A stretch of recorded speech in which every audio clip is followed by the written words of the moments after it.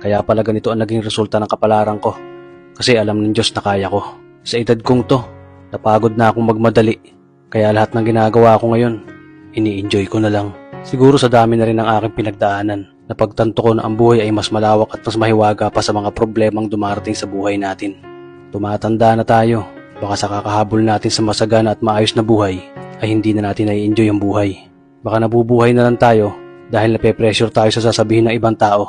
Marami na rin akong mga naging maling desisyon sa buhay, pero lahat yun nagsilbing aral sa akin at natuto ako sa mga pagkakamali ko. May mga taong sobra nating mamahalin at bibigyan ng halaga, pero ibabalik lang sa atin ay kabiguan at matinding trauma.